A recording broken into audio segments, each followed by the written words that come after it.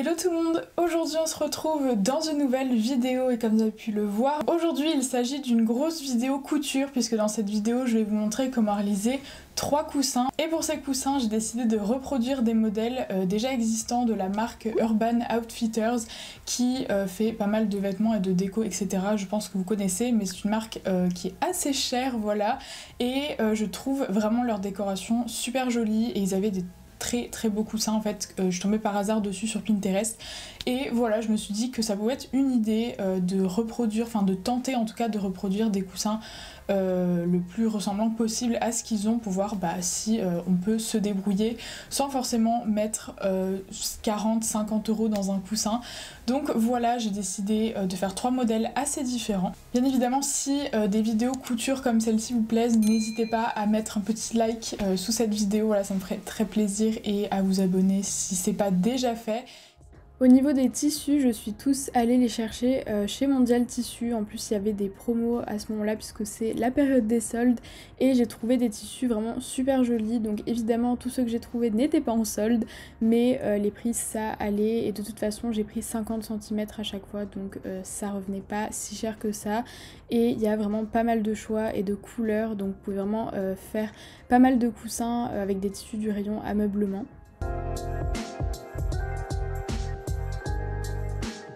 Et pour l'intérieur des coussins et le rembourrage, j'ai pris des coussins qui sont chez Ikea parce que c'est vraiment pas cher, c'est 3 € l'unité, et en plus on peut prendre un coussin pas très cher et se servir du rembourrage pour pouvoir faire par exemple le dernier coussin où c'est un coussin rond, donc c'est assez difficile à trouver. Oh.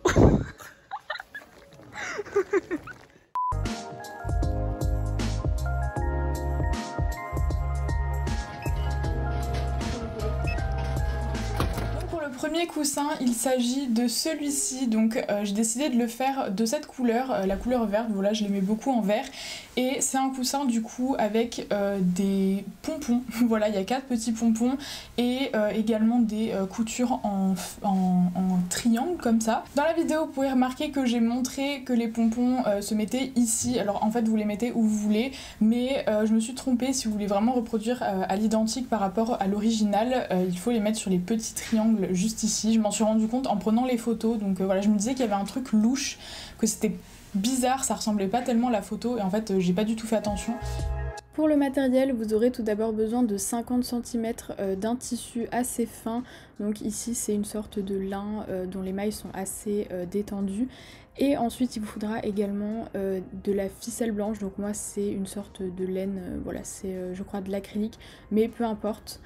Et pour finir, il vous faudra un zip entre 25 et 35 cm, moi c'est un 25 cm, c'est le minimum, puisqu'après ça commence à être un peu petit pour passer en coussin.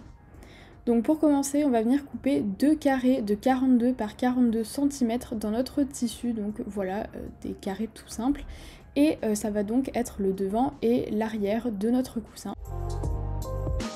Donc pour commencer, on va prendre un des 2 carrés et on va venir le plier en 4, donc d'abord en 2 et ensuite encore en 2, tout simplement pour pouvoir trouver le milieu plus simplement.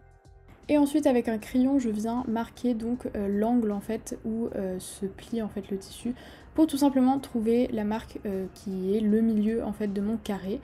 Et ensuite je vais venir prendre une règle et je vais mesurer des 4 coins en fait, enfin des 4 côtés de mon point. Je vais venir mesurer 3 cm à chaque fois et placer mes 4 points. Voilà, je pense que vous comprenez à l'image. Ensuite, dans chaque angle du carré, il va falloir tracer un trait à 3 cm, donc à droite et à gauche de l'angle, enfin en tout cas voilà, de chaque côté de l'angle. Et ensuite, il va falloir relier les points, donc je vous ai fait un petit schéma parce que c'est assez difficile de voir à l'image étant donné qu'on voit pas très bien les traits. Mais il faut tout simplement relier les points qu'on a fait au centre avec ceux qu'on a fait dans les angles. Et ensuite, on va obtenir donc cette croix, et il va falloir faire des plus petits triangles à l'intérieur de chaque côté de la croix.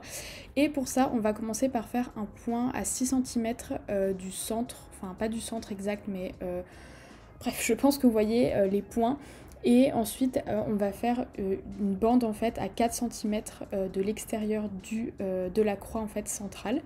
Et ensuite on va prendre de la laine, enfin de la ficelle, et on va venir la passer dans une grosse aiguille. Donc moi c'est une aiguille à broderie pour faciliter le passage de la ficelle. Et ensuite on va venir du coup faire un nœud à l'extrémité de notre morceau de fil, et on va ensuite coudre en fait tout simplement en faisant des points assez gros comme sur l'original en fait. Donc tout simplement vous passez l'aiguille de façon assez grossière, voilà, il n'y a pas besoin de faire des points parfaits, et il faut juste que ce soit, qu'on suive la ligne pour que le trait soit quand même assez droit.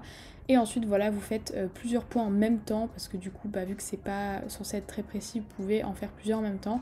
Et ensuite il suffit de tirer la ficelle et de faire ça sur tous les traits qui ont été tracés.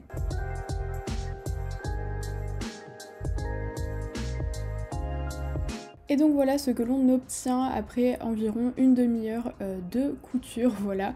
Et maintenant on va s'occuper des petits pompons, donc pour ça vous prenez un guide, alors pas du tout besoin que ce soit une règle, hein. Moi j'ai pris ce que j'avais sous la main. Et ensuite on va couper un petit bout de ficelle, donc pareil la longueur importe peu, et on va du coup la laisser en fait à côté du guide, et on va enrouler donc notre fil, donc moi c'est du fil de coton en fait, et on va venir l'enrouler tout autour, donc faire pas mal de tours, environ entre 20 et 30 tours. Après voilà, moi j'ai pas compté, il faut juger selon l'épaisseur qu'on veut en fait. Plus vous allez faire de tours, plus le pompon sera épais. Et ensuite, une fois qu'on a terminé de faire des tours en fait, on va tout simplement couper le fil, et on va couper encore un autre morceau après. Donc d'abord on va venir enlever le pompon de notre guide en fait, et ensuite on va couper un autre bout de ficelle pour pouvoir nouer en fait le haut du pompon. Donc pour ça on met notre pompon par dessus et on vient faire un double nœud, donc tout simplement voilà un nœud classique pour que ce soit bien sécurisé. Et ensuite avec un ciseau on va venir couper les boucles qu'on a fait pour tout simplement avoir notre pompon, et avec une brosse à cheveux on va venir peigner en fait le fil pour pouvoir démêler et séparer chaque morceau de fil qui sont voilà, tissés ensemble, et avoir quelque chose d'un petit peu plus propre. Et ensuite on va venir couper les fils qui sont un petit peu plus longs pour avoir quelque chose au même niveau. Et voilà, maintenant vous avez vos petits pompons, et on va venir les accrocher au tissu.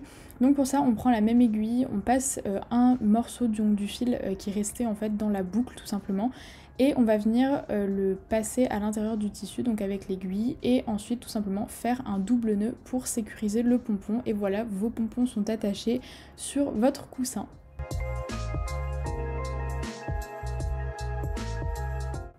Maintenant on va s'attaquer à la fermeture éclair, donc pour ça il vous faudra deux petits morceaux de tissu de 4 par 8 cm, et on va commencer donc par plier chaque côté de ces petits rectangles à 1 cm pour faire les petits ourlets en fait, pour avoir quelque chose de propre. Et ensuite on va venir placer chaque extrémité en fait, donc une extrémité à l'intérieur de ce rectangle, et on va venir le replier sur lui-même pour mettre les deux face à face, et on va venir coudre avec un point droit à la machine par dessus pour pouvoir refermer le tout. Donc ça permet en fait de faire des finitions propres pour la fermeture éclair. Évidemment vous faites ça des deux côtés. Ensuite avec un ciseau on coupe l'excédent de tissu pour avoir tout au même niveau. Et maintenant on va venir placer la fermeture éclair sur la housse de coussin. Donc pour ça vous prenez la fermeture éclair et vous venez la poser endroit contre endroit évidemment, et on la met donc peu importe le côté hein, puisque c'est symétrique, vous la mettez bien au centre, et on va venir faire un point droit avec un pied spécial fermeture éclair pour avoir une couture bien proche du zip.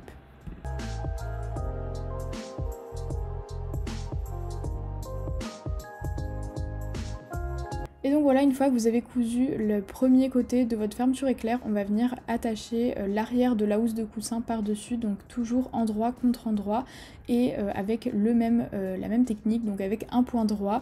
Et tout simplement ensuite vous allez avoir du coup vos deux morceaux de tissu rattachés via la fermeture éclair, et on va pouvoir du coup finaliser le coussin en fermant en fait la housse. Donc tout simplement on met les deux morceaux de tissu endroit contre endroit, donc bien face à face, et on va venir faire une couture tout le long, donc d'une extrémité de la fermeture éclair jusqu'à l'autre, en laissant 1 cm de marge. Et voilà, donc avec un point droit évidemment. Ensuite avec une paire de ciseaux on vient couper les angles, donc pas trop proche de la couture pour éviter de couper le fil, mais voilà ça permet ensuite que les angles se retournent bien. Et pour avoir des belles finitions, j'ai décidé de faire un point zigzag pour éviter que le tissu s'effile. Mais évidemment, si vous utilisez un tissu qui ne s'effile pas, vous n'avez pas besoin de faire cette étape. Et maintenant, on vient retourner la housse, donc c'est la dernière étape. Donc si jamais vous avez du mal à retourner les coins, utilisez un outil, donc peu importe, un ciseau, un crayon, ce que vous avez sous la main pour vous aider. Et voilà, votre housse est terminée. Et donc voilà pour ce premier coussin qui était assez simple, comme vous pouvez le voir avec les deux images comparatives, vous avez la version originale avec ma version, donc je suis plutôt assez satisfaite du résultat. Et ce qui est bien avec ce coussin, c'est que vous pouvez vraiment choisir la couleur de base et la couleur des pompons, donc vraiment vous pouvez personnaliser selon votre déco. Pour le deuxième coussin, il s'agit de celui-ci, donc c'est un coussin qui d'apparence est très simple, voilà, c'est vraiment juste un coussin style matelassé en velours, voilà, tout simple, carré. Donc pour ce coussin, il faut un petit peu plus de matériel. C'est vrai qu'après, en regardant la photo, je me suis rendu compte que l'étape de la watine, donc la couche en fait de rembourrage que j'ai mis entre les deux tissus est facultative. Si vraiment vous voulez pas vous embêter à avoir un coussin avec un effet matelassé, vous pouvez simplement faire du quadrillage directement sur le velours. Franchement, ça fera un effet un petit peu plus juste de couture en fait, mais ça fera totalement l'affaire. Après, si vous voulez vraiment quelque chose comme moi qui est bien matelassé et bien épais, vous pouvez faire du coup l'étape de la watine avec la doublure derrière. C'est vrai que il faut faire attention si vous débutez parce que c'était quand même très difficile étant donné que c'est beaucoup de couches. La technique en soi est très simple, hein, faut juste faire des coutures droites, sauf que le fait qu'il y ait autant de couches en fait, il faut une bonne machine et c'était vraiment pas évident. Mais voilà, si vraiment vous voulez pas vous embêter, faites juste en fait directement sur le velours, juste un quadrillage tout simple. Après pour le fil, on le voit pas aussi bien que sur l'original parce qu'ils ont utilisé un fil vraiment plus épais, et le problème c'est qu'il faut des machines spéciales pour avoir un fil aussi épais, ou alors il faudrait coudre à la main mais c'est trop compliqué, enfin surtout très long. Donc du coup j'ai utilisé du fil standard, j'ai pris la même couleur mais au final vu que c'est du velours on voit absolument pas la couture. Pour le matériel, vous aurez besoin tout d'abord de 50 cm de velours, donc moi c'est un velours d'ameublement, donc voilà, qui est assez épais. Il faudra également 50 cm de doublure, vous pouvez prendre peu importe le tissu, ce sera de toute façon caché, donc même s'il y a des motifs, on s'en fiche. Vous aurez également besoin de 50 cm de watine, donc pas la peine de prendre quelque chose de trop épais, la mienne était assez épaisse, mais j'ai pris ce que j'avais sous la main. Et vous aurez également besoin d'un zip donc de 25 à 35 cm pour pouvoir ouvrir la housse et mettre un coussin à l'intérieur. Donc pour commencer, on va venir découper deux fois chaque pièce, donc deux fois du velours de 42 par 42, deux fois de la doublure 45 par 45 cm et également deux fois un carré de watine de 45 par 45 cm. On va commencer par placer la watine par-dessus la doublure et on va superposer avec le carré de velours par-dessus du coup la watine. Donc en fait on prend la watine en sandwich entre le velours et la doublure. Et la raison pour laquelle les couches d'en dessous sont plus grandes que le velours, c'est tout simplement pour éviter les décalages et que ce soit beaucoup plus simple ensuite quand on va passer au quadrillage. Et justement on va tout de suite commencer. Donc pour ça on va venir former des lignes en épinglant les trois couches de tissu. Donc on va commencer par faire des lignes qui commencent à 9 cm du bord. Donc c'est en fait 8 cm mais celles aux extrémités on rajoute 1 cm de marge pour la couture. Et ensuite donc on va aller faire des lignes jusqu'en bas et on va faire celle du milieu à 8 cm. Donc il y en a 3 à 8 cm et la dernière est comme je l'ai dit à 9 cm. Donc voilà, on obtient 4 rangées d'épingles et du coup 5 colonnes. Et ensuite on va venir faire une couture au point droit. Donc là comme vous pouvez le voir j'ai pris un fil qui se rapprochait le plus possible de la couleur de mon tissu. Et on vient faire tout simplement voilà, des lignes au point droit. Donc au niveau de la tension, il faut vraiment une tension très basse parce qu'il y a beaucoup d'épaisseur. Et il faut y aller très lentement parce que la machine a sûrement un peu de mal étant donné que vraiment il y a beaucoup de couches. Et pour la longueur du point, j'ai pris une longueur assez grande, donc entre 3 et 4 parce que vraiment il y a beaucoup d'épaisseur.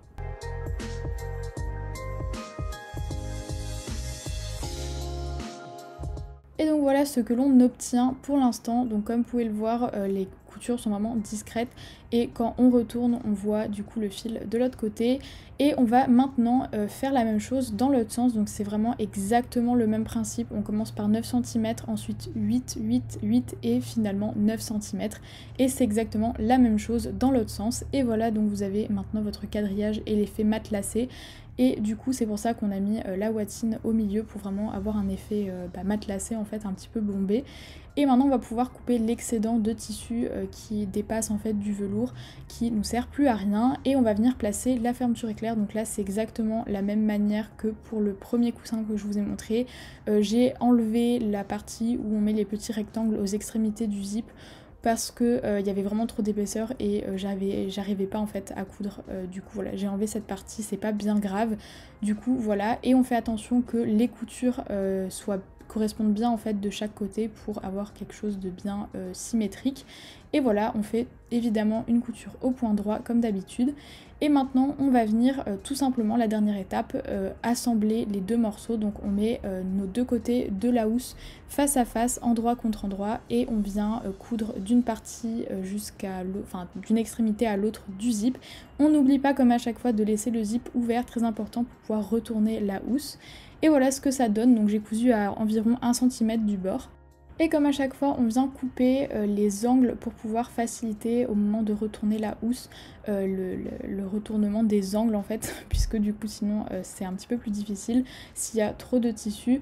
Et comme vous pouvez le voir, du coup on vient retourner la housse, donc voilà, elle est vraiment très très épaisse, on dirait limite un sac de couchage, mais au final c'est vraiment très très confortable comme coussin. Donc voilà, comme je vous ai dit tout à l'heure, vous prenez un outil si jamais vous avez du mal à retourner les angles qui sont vraiment très très épais. Et voilà ce que ça vous donne.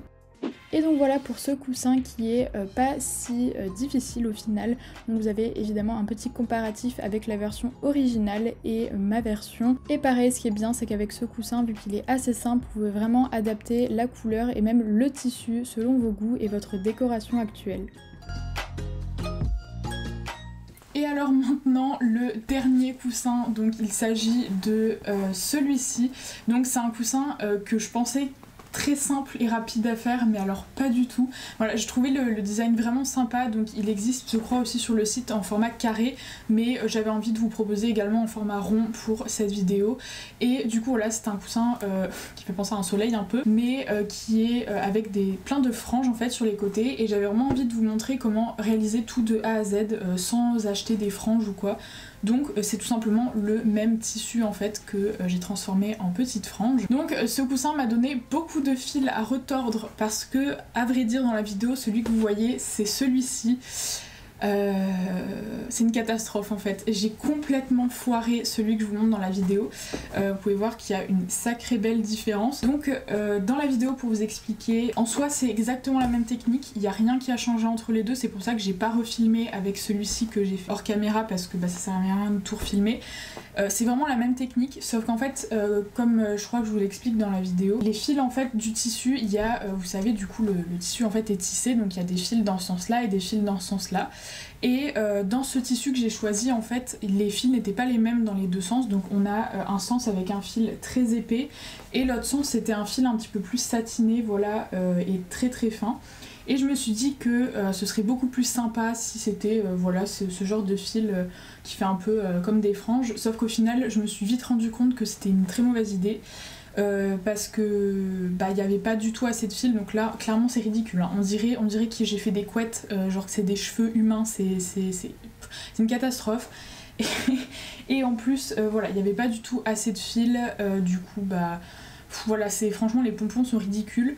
Du coup je l'ai pas fini comme vous pouvez le voir, et j'ai décidé, en fait j'avais assez de tissu pour en faire un deuxième, donc je l'ai recommencé avec les fils dans l'autre sens cette fois-ci, et comme vous pouvez le voir c'est beaucoup mieux. Déjà c'est la même couleur que le tissu original et il y a beaucoup plus de fils, donc j'ai fini cette fois-ci le tissage et je suis vraiment contente du résultat. Je trouve que ça se rapproche pas mal de l'origine. Pour le matériel, vous aurez besoin de 50 cm de tissu, donc moi c'est un tissu jaune, voilà, j'ai repris la même couleur que le modèle d'inspiration. Et j'ai également utilisé du papier pour cuisson, vous savez, le papier mat, pour pouvoir faire le patron.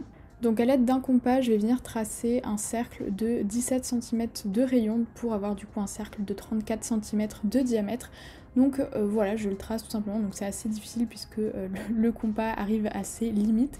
Mais voilà, ensuite je coupe mon patron, donc comme vous pouvez le voir aux dimensions, pour trouver le périmètre du cercle, on utilise cette formule, donc le diamètre fois pi, et on obtient environ 107 cm de périmètre, et du coup ça va nous servir plus tard. Et voilà, j'ai du coup mes deux cercles, donc l'avant et l'arrière de ma housse. Et justement le périmètre va nous servir à faire la bande qui va nous permettre de réaliser les franges, les pompons. Et étant donné que moi j'avais pas assez dans ce tissu en fait, j'avais pas assez en longueur pour faire 1,7 m de longueur de bande en fait, j'ai du coup rassemblé deux morceaux pour en faire qu'une seule bande. Mais voilà, si vous avez assez, vous n'avez pas besoin de faire cette étape. Et je viens surpiquer avec un point zigzag l'extrémité, une seule en fait, un seul côté de ma bande, puisque l'autre côté on les filera de toute manière, c'est pour que ça s'arrête et que tout le tissu ne s'effile pas. Et on va faire ça sur tout le long. Et on vient faire une surpiqûre à environ 1 cm de la première pour pouvoir laisser en fait comme une sorte de petit ruban tout en haut. Et tout le reste du tissu, du coup tout le reste de notre bande, on va venir les filer. Donc tout simplement enlever une des couches de tissu. Donc ici, comme je vous l'ai expliqué au début, j'ai enlevé la couche en fait de fil épais, donc le fil jaune clair. Finalement dans la deuxième version que je vous montre à la fin, j'ai fait l'inverse en fait, donc j'ai pris le tissu dans l'autre sens et j'ai tout simplement effilé le fil en fait qui est plus fin, le fil orange. Et du coup voilà, il faut faire attention en fait, faut avant de couper la bande savoir dans quel sens il faut la couper pour savoir en fait quel fil vous allez enlever. Et donc voilà, vous pouvez voir que les franges commencent à apparaître et ici on est presque à la fin, donc là je continue à enlever chaque fil, donc j'en enlève plusieurs à la fois. Et en fait le fait d'avoir surpiqué, ça va permettre tout simplement à nos franges de s'arrêter net et de pas en fait continuer, voilà, et qu'on puisse coudre les franges à l'intérieur du coussin. Et donc voilà, ça vous fait beaucoup de fils, mais voilà, maintenant vous avez des petites franges.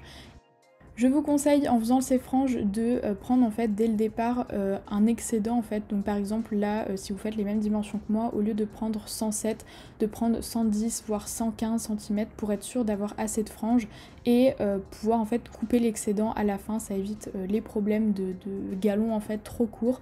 Donc voilà, et maintenant on va venir du coup placer nos franges à l'intérieur du coussin. Donc pour ça en fait on va venir placer le galon tout autour, on va venir l'épingler avec tout simplement des épingles et placer les franges vers l'intérieur tout simplement, puisqu'après on va pouvoir les retourner une fois que ce sera cousu. Et du coup voilà, vous faites ça tout autour sur le premier cercle.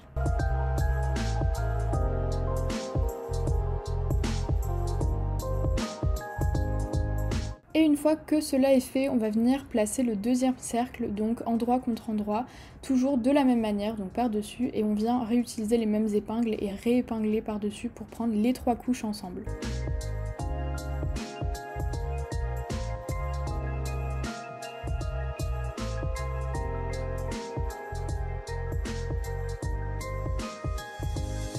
Et une fois que tout est bien épinglé, on va pouvoir coudre à 1 cm du bord au point droit en faisant bien attention de laisser un trou, donc voilà, de ne pas tout coudre pour pouvoir ensuite retourner la housse de coussin. Et donc voilà, j'ai cousu au point droit, donc comme vous pouvez le voir à 1 cm du bord, avec le trou évidemment qui reste au milieu. Et on va pouvoir du coup retourner le tout.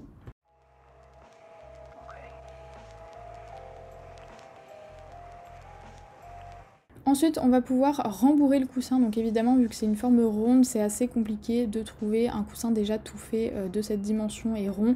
Donc du coup le mieux c'est de juste utiliser du rembourrage, donc que vous avez acheté ou que vous avez trouvé dans un coussin. Donc par exemple chez Ikea vous pouvez acheter un coussin ou un oreiller à 3 € et utiliser le rembourrage en fait pour rembourrer ce coussin. Vous pouvez également faire une surpiqûre si jamais votre coussin en fait n'arrive pas à avoir une belle forme ronde, donc tout autour, et en même temps ça pourra vous permettre de refermer ce trou, mais moi j'ai juste décidé de le refermer simplement. Donc du coup pour ça on vient en fait utiliser le pli qui va se former naturellement grâce à la couture qu'on a déjà fait préalablement, et on vient placer le galon entre les deux couches de tissu et on épingle. Donc il faut être assez minutieux à cette étape parce que du coup on a 3 couches à gérer en même temps, mais une fois que vous avez bien épinglé, il vous suffit de faire une couture au point droit et ça va refermer votre trou. Et enfin la dernière étape pour ce coussin, ça va être de tisser les pompons. Donc pour ça on va venir utiliser du fil, donc c'est tout simplement du fil à coudre, du fil de bobine, et on vient couper un morceau et on va venir en fait attacher des séparations ensemble. Donc tout simplement vous commencez par passer le fil en dessous d'une séparation et faire un double nœud, voilà un double nœud classique pour pouvoir bien sceller le fil. Et ensuite on va faire plusieurs tours pour pouvoir avoir voilà comme une épaisseur en fait, pas juste un simple nœud. Et ça va nous former du coup des sortes de petits anneaux de fil en fait qui vont permettre de bien faire tenir chaque séparation entre elles. Et à la fin que vous avez fait plusieurs tours, donc environ 5-6 tours, on va venir faire encore une fois un double nœud et couper les fils pour tout simplement du coup sceller le pompon en fait. Et pour la deuxième rangée de pompons, comme vous pouvez le voir, on va venir regrouper les pompons, en fait ceux qui sont l'un à côté de l'autre, on va venir les diviser en deux et comme les mélanger on va dire, je sais pas trop comment expliquer mais je pense que vous voyez très bien. Et on va faire exactement la même technique, donc avec du fil toujours, et on refait la même chose, donc on commence par 2 nœuds, on fait quelques tours et on finit par 2 autres nœuds, et voilà, vous avez donc terminé votre tissage. Il suffit de faire ça tout autour, donc c'est vraiment très long à faire, mais le résultat en vaut la peine. Donc voilà pour ce coussin, au final je suis quand même vraiment contente du résultat, c'est pas exactement pareil que l'original, mais ça s'en rapproche vraiment beaucoup.